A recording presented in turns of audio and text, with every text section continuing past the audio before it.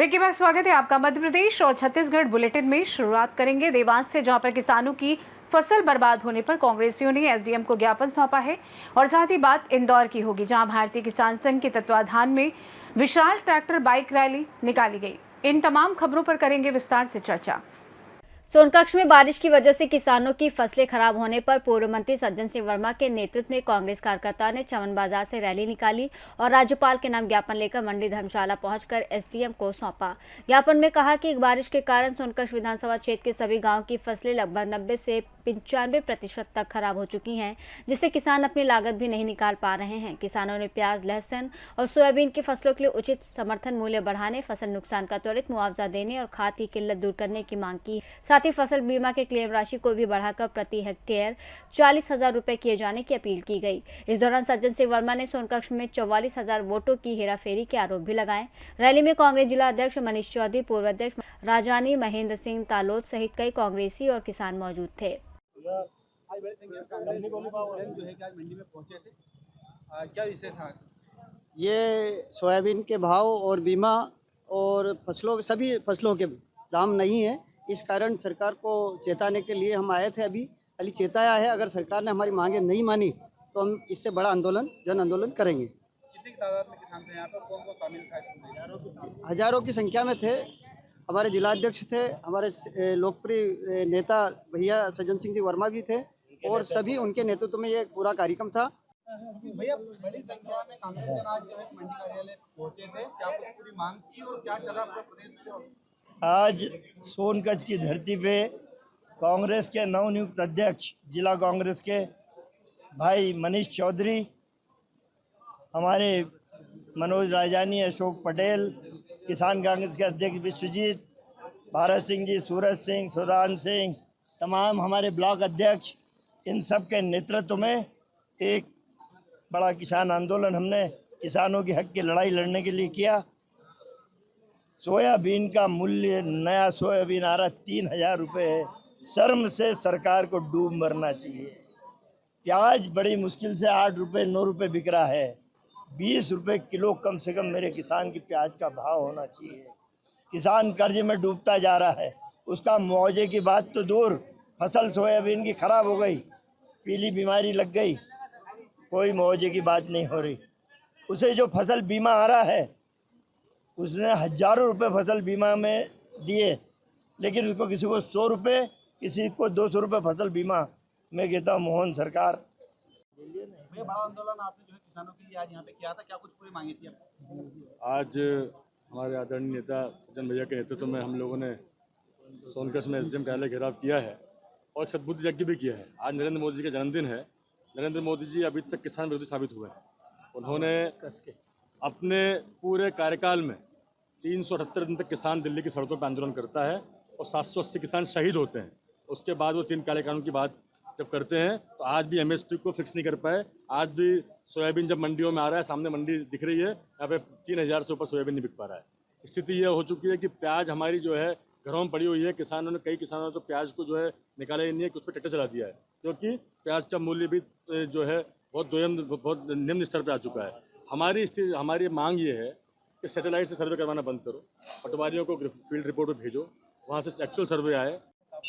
भैया, आज जो है कि कांग्रेस ने यहाँ पर किसानों की मांगों को लेकर आवेदन किया है, क्या मांगी थी आपकी और कहाँ पहुँचे आप और क्या शिकायत की? हमारी मांग थी, सोयाबीन 3,000 रुपये कुंटल नया सोयाबीन बिक रहा है, जबकि शासन का समर्थन मूल्य 5300 रुपये बिकना चाहिए। 5300 रुपये कुंटल बिकना चाहिए, जो करीबन 3,000 रुपये कुंटल बिक रहा है।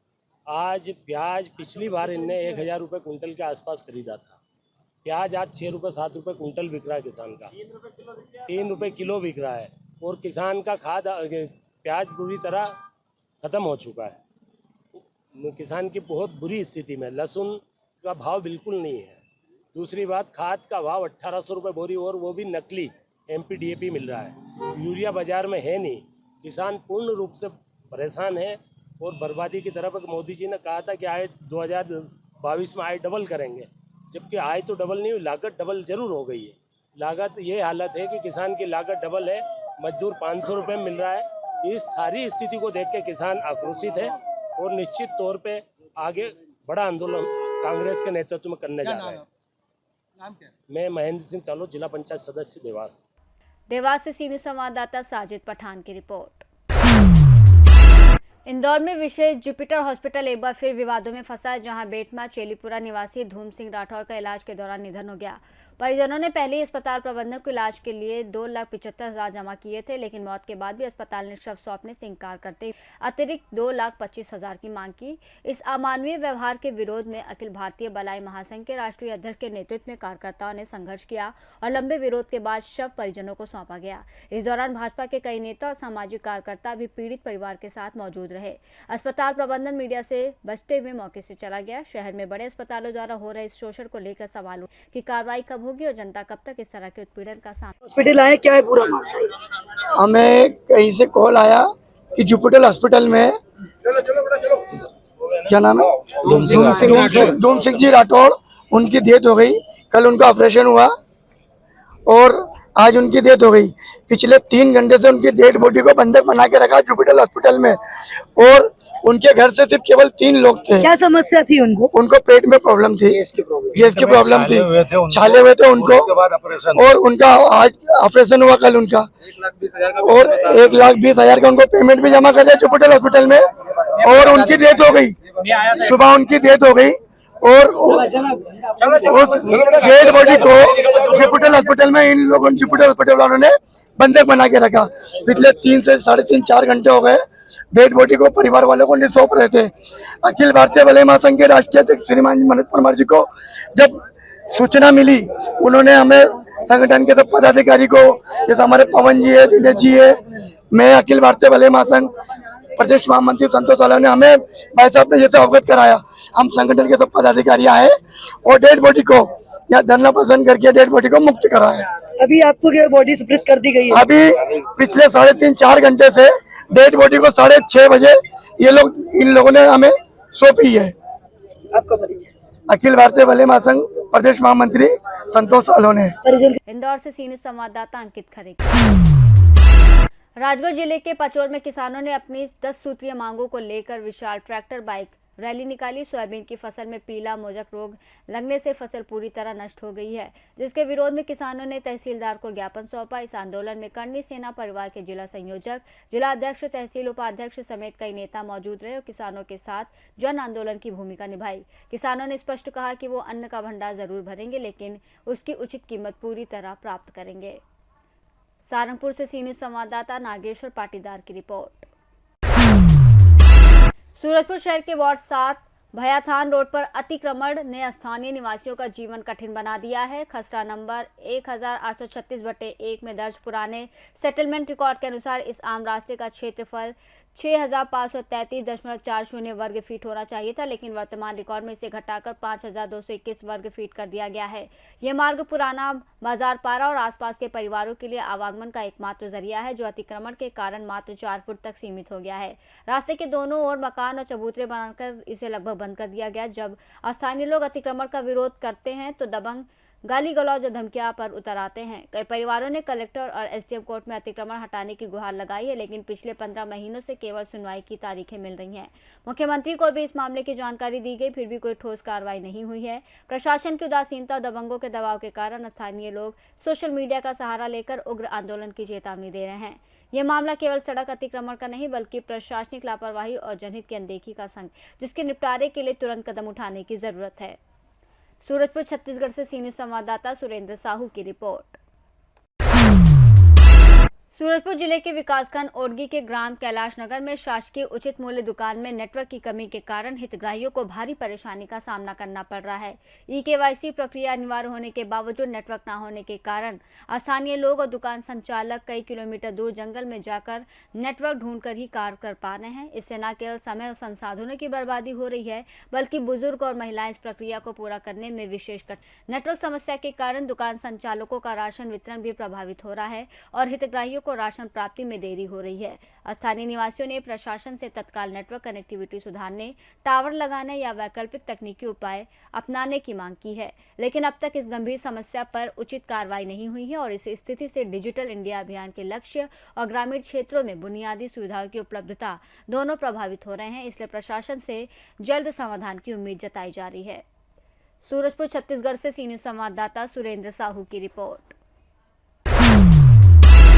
17 सितंबर को देश के प्रधानमंत्री नरेंद्र मोदी के 75वें जन्मदिन के अवसर पर नगर पंचायत कार्यालय गुंडरदेही में विविध कार्यक्रम आयोजित किए गए। इन कार्यक्रमों में स्वच्छता अभियान, स्कूली बच्चों को मिठाई वितरण और महिलाओं के लिए स्वास्थ्य परीक्षण शिविर शामिल था।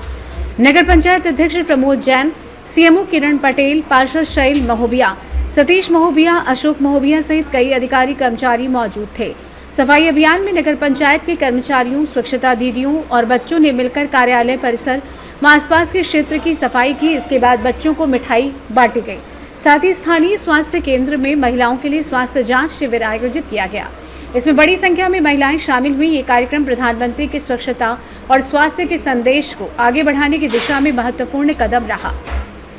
गुंडरदेही से सी न्यूज़ संवाददाता रोमेंद्र कुमार सोनवानी की रिपोर्ट। बलरामपुर जिले में भारतीय जनता पार्टी द्वारा स्वच्छता पखवाड़ा कार्यक्रम का आयोजन किया गया। ये कार्यक्रम जिले के विभिन्न स्थानों पर आयोजित हुआ। इसमें भाजपा के पदाधिकारी, कार्यकर्ताओं और स्थानीय ग्रामीणों ने भाग लिया। शंकरगढ़ के हर्रा टोली शिव मंदिर परिसर में भी साफ सफाई का विशेष अभियान चलाया गया, जिसमें सामरी विधानसभा क्षेत्र की विधायक उद्धेश्वरी पैकरा प्रमुख रूप से उपस्थित रहीं। मंदिर परिसर की सफाई के बाद विधायक ने ग्रामीणों से भेंट मुलाकात कर उनका हालचाल जाना और अपने उद्बोधन में कहा कि देश के प्रधानमंत्री नरेंद्र मोदी के जन्मदिन के अवसर पर यह सेवा पखवाड़ा 2 अक्टूबर तक विभिन्न कार्यक्रमों के साथ जारी रहेगा। उन्होंने प्रधानमंत्री मोदी द्वारा देश को दी गई उपलब्धियों को ग्रामीणों के साथ साझा किया और उनसे ये भी जाना कि क्या उन्हें शासन द्वारा संचालित योजनाओं का लाभ समय पर मिल रहा है अथवा नहीं। कार्यक्रम का संचालन भाजपा मंडल के महामंत्री मोनू अग्रवाल ने किया, जिन्होंने सभी उपस्थित लोगों का धन्यवाद दिया और आगामी कार्यक्रमों को लेकर कार्यकर्ताओं से चर्चा भी की। बलरामपुर से सी न्यूज़ संवाददाता मुकेश सिंह की रिपोर्ट। छत्तीसगढ़ के दंतेवाड़ा में छत्तीसगढ़ सर्व आदिवासी समाज की ओर से मां दंतेश्वरी मंदिर प्रांगण में मां दंतेश्वरी अन्नपूर्णा भोग महाप्रसाद भंडारी के शारदीय नवरात्रि के शुभारंभ को लेकर द्वितीय विशेष बैठक आयोजित की गई, जिसमें अनेक सामाजिक, धार्मिक और क्षेत्रीय संगठनों के प्रतिनिधि, विभिन्न जाति एवं समाज के सदस्य, महिलाएं, युवा और बुजुर्ग शामिल हुए। बैठक में आगामी भोग भंडारे के आयोजन को लेकर व्यापक योजना और चर्चा की गई और सभी उपस्थित जन उत्साह एवं हर्ष के साथ इस कार्यक्रम को सफल बनाने के लिए प्रतिबद्धता जताई। इस कार्यक्रम के अध्यक्ष श्री राजाराम बेट्टी एवं विजेंद्र नाथ जियाजी, स्वामी विशुद्धानंद सरस्वती जी, चैतराम अटामी, पायल गुप्ता, नगर पालिका तथा विभिन्न समुदायों के सदस्य शामिल हुए। भाग लेने वाले समाजों में हलबा, धाकड़, दोरला, तेलंगा, महारा, कुम्हार, धुरवा आदि समाज शामिल थे। साथ ही व्यापारी प्रकोष्ठ, कर्मचारी प्रकोष्ठ, ठेकेदार संघ, मालती देवी आश्रम, विश्व Hindu Parishad, Swayamsevak Sangh, Gayatri trust, temple state Dantewada, मां शंकरी महिला उत्थान केंद्र, हीरानार, विहंगम योग, संत समाज दंतेवाड़ा ग्राम के गायता, पेरमा पुजारी, सिरहा गुनिया आदि भी उपस्थित थे। दंतेवाड़ा से सी न्यूज़ संवाददाता AR की रिपोर्ट। गीदम पुलिस ने जिले में असामाजिक तत्वों और आपराधिक गतिविधियों पर कड़ी कार्रवाई करते हुए कड़ती पारा क्षेत्र में ताश के जुए के मामले में 4 आरोपियों को गिरफ्तार किया है। मुखबिर की सूचना पर थाना प्रभारी के नेतृत्व में पुलिस टीम ने छापा मारकर सार्वजनिक स्थान पर जुए का खेल जारी पाया और जुआरियों के पास से 13,200 रुपये नगद और ताश की 52 पत्तियां, नीले रंग का प्लास्टिक तिरपाल तथा कई मोटरसाइकिल और स्कूटी जब्त की। गिरफ्तार आरोपियों पर छत्तीसगढ़ जुआ प्रतिषेध अधिनियम 2022 की धारा 3 के तहत कार्रवाई की गई और प्रतिबंधात्मक कार्रवाई भी की गई। इस कार्रवाई में थाना प्रभारी विजय पटेल, निरीक्षक, उप निरीक्षक शशिकांत यादव, दीनानाथ वैष्णव आदि की महत्वपूर्ण भूमिका रही। दंतेवाड़ा से सी न्यूज़ संवाददाता AR कर्मा की रिपोर्ट। दुर्ग में प्रधानमंत्री नरेंद्र मोदी के जन्मदिन के अवसर पर 17 सितंबर से 2 अक्टूबर तक चलने वाले स्वस्थ नारी सशक्त परिवार अभियान की शुरुआत शासकीय जिला आयुर्वेद चिकित्सालय में हुई। इस कार्यक्रम में बच्चों का टीकाकरण और पोलियो ड्रॉप पिलाया गया और साथ ही स्वास्थ्य विभाग द्वारा शुगर और BP जांच जैसी स्वास्थ्य सेवाएं भी प्रदान की गई। इस अवसर पर दुर्ग महापौर अलका बागमार, पद्मश्री उषा बाड़ले, महिला बाल विकास विभाग की अनीता सिंह, साइबर क्राइम से संगीता मिश्रा, आयुष विभाग के डॉक्टर दिनेश चंद्रवंशी, जया साहू एवं अन्य स्वास्थ्य कर्मी मौजूद थे। अभियान का उद्देश्य महिला स्वास्थ्य, पोषण और योग को बढ़ावा देकर परिवार और समाज को सशक्त बनाना है। नारी सशक्त परिवार अभियान प्रधानमंत्री नरेंद्र मोदी के बताएंगे। आज सबसे पहले तो मैं विश्वकर्मा जयंती की सभी को हार्दिक शुभकामनाएं बधाई देती हूँ और हमारे यशस्वी प्रधानमंत्री नरेंद्र मोदी जी का भी जन्मदिन है, उसकी भी बधाई। स्वस्थ नारी सशक्त परिवार ये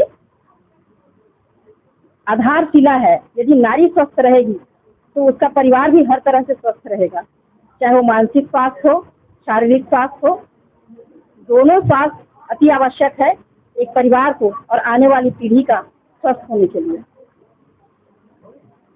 और क्या बोलूं तो बोलिए भारत माता की जय, छत्तीसगढ़ माता की जय। आज विश्वकर्मा जयंती के उपलक्ष्य में सबो झन ला जत्ते भी हमारे जनता जनार्दन आए थे मतलब बहुत बहुत बधाई देवत हूँ कि बढ़िया विश्वकर्मा बाबा के जयंती मनावत हो। दूसरा काम आया जो है हमारे जिला आयुष विभाग की तरफ से यह बहुत सुंदर कार्यक्रम हुआ है। नारी मन के संबंध में है, परिवार के संबंध में, बच्चा आने वाले मन के संबंध में है। तो ऐसा काम ला हमारे बहनी मना और हमारे गुरु जी मना सब जन बढ़िया रखे है। ये मतलब बहुत बहुत धन्यवाद देवत हूँ। और सब झन ला आज हमारे महामंत्री मैडम बताएंगे। आज आयुष विभाग के द्वारा स्वस्थ नारी स्वस्थ परिवार का कार्यक्रम आयोजन किया गया है। एक महीने का प्रोग्राम है जिसमें वाकई में जब घर की जो नारी स्वस्थ रहेगी तभी घर का परिवार भी आगे बढ़ता है और उसकी देखरेख में भी फलता फूलता है। तो वाकई में घर की आधारशिला नारी है जो पूरे परिवार को स्वस्थ रख सकती है और बढ़ा सकती है। आज माननीय प्रधानमंत्री जी का जन्मदिन है। उसी जन्मदिन के अवसर पर स्वस्थ नारी सशक्त परिवार अभियान का आज आयोजन किया हमारे आयुष डिपार्टमेंट के द्वारा किया जा रहा है।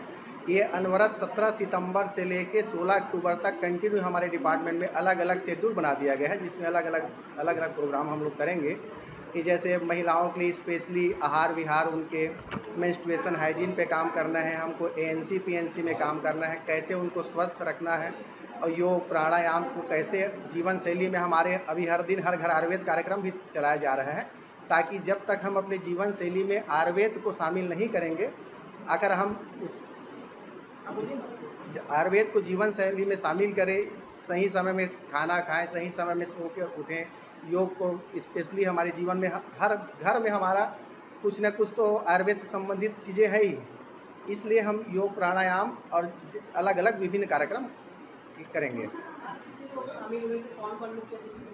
आज मुख्य अतिथि के रूप में हमारी पद्मश्री उषा बारले मैडम हमारे स्वस्थ नारी सशक्त परिवार अभियान में शामिल हुई और दुर्ग की प्रथम महिला महापौर अलका बागमार मैडम भी का उद्बोधन हमारे कार्यक्रम में हुआ।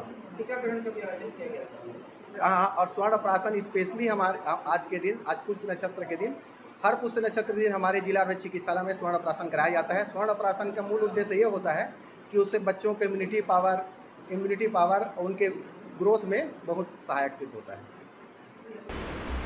दुर्ग छत्तीसगढ़ से सी न्यूज संवाददाता धर्मेंद्र गुप्ता की रिपोर्ट। फिलहाल के लिए इस खास बुलेटिन में बस इतना ही। देश दुनिया की तमाम बड़ी खबरों को जानने के लिए जुड़े रहें सी न्यूज भारत के साथ। हर खबर आपके साथ, आपके हाथ।